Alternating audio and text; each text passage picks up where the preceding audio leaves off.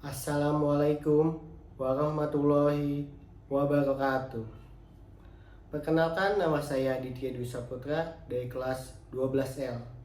Di sini saya akan berpidato dengan tema dampak penggunaan ChatGPT AI dalam pendidikan.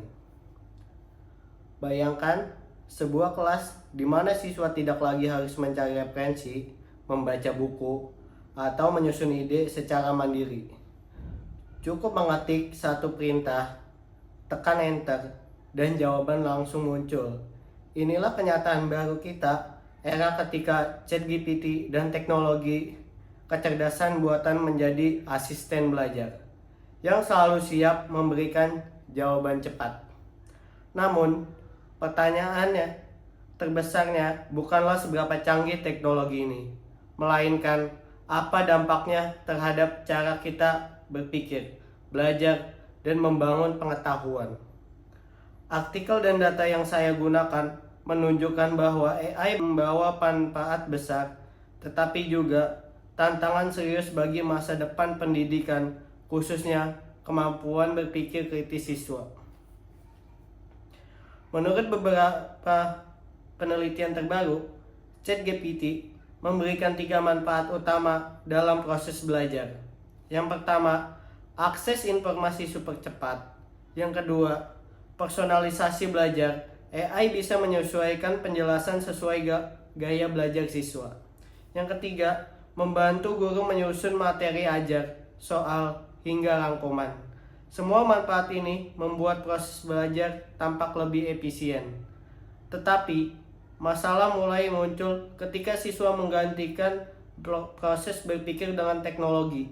Alih-alih sebagai alat bantu, ChatGPT ini sering menjadi jalan pintas, dan inilah titik krisisnya. Agar diskusi kita jelas, mari kita pahami beberapa istilah dalam AI. Yang pertama, Artificial Intelligence, mesin yang mampu belajar dari data. Yang kedua, Generative AI, jenis AI yang dapat membuat teks, gambar, dan ide baru. Yang ketiga, Large Language Model, mesin yang dilatih dengan miliaran kata untuk memprediksi jawaban. Yang keempat, Personalized Learning, pembelajaran yang disesuaikan untuk tiap siswa. Yang kelima, literasi digital, kemampuan memahami manfaat dan risiko teknologi. Jika terdengar rumit, sebenarnya tidak. AI hanyalah mesin pembaca pola yang memprediksi apa yang paling mungkin dikatakan berikutnya. Berdasarkan materi sebelumnya, maka jika siswa terus mengandalkan ChatGPT untuk menyelesaikan tugas tanpa berpikir mandiri, maka dalam 5 tahun ke depan, kemampuan berpikir kritis dan kreativitas mereka akan menurun secara signifikan. Ini bukan sekedar prediksi kosong, polanya jelas. Ketika otot jarang digunakan, ia melemah. Demikian pula ketika otak jarang dilatih, kemampuannya pun menurun. Bayangkan, seorang siswa yang dulu belajar menulis esai dengan penuh perjuangan, ia berpikir, mencoba, menghapus, dan memulai kembali. Ada rasa bangga ketika berhasil menyelesaikannya. Sekarang, bandingkan dengan siswa masa kini yang cukup mengetik. Buatkan esai tentang perubahan iklim. Dalam beberapa detik, esai selesai, rapi, dan terstruktur. Tetapi, di mana proses belajarnya? Di mana tantangannya? Di mana latihan berpikir kritis dan kreatifnya? Jika proses pendidikan kehilangan unsur perjuangan, apakah kita masih benar-benar belajar? Untuk menilai dampak AI secara kritis, mari gunakan struktur AREL. Yang pertama, assertion.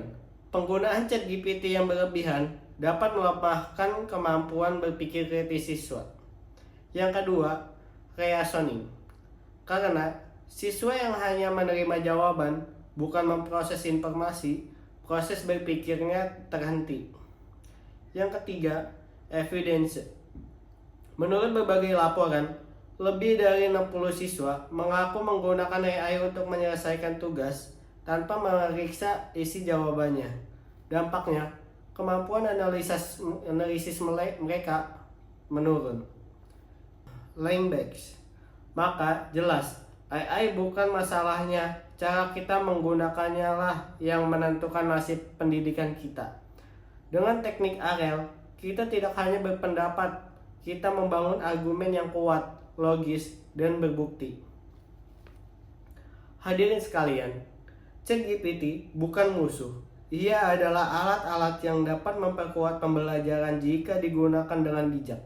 Tetapi, jika kita menyerahkan seluruh proses berpikir kepada mesin, kita sedang membangun generasi yang pintar secara instan, tapi rapuh secara intelektual.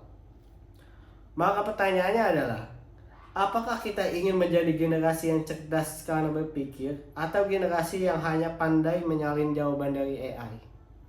Sekian pidato saya hari ini. Jika ada kesalahan kata, mohon dimaafkan. Wassalamualaikum warahmatullahi wabarakatuh.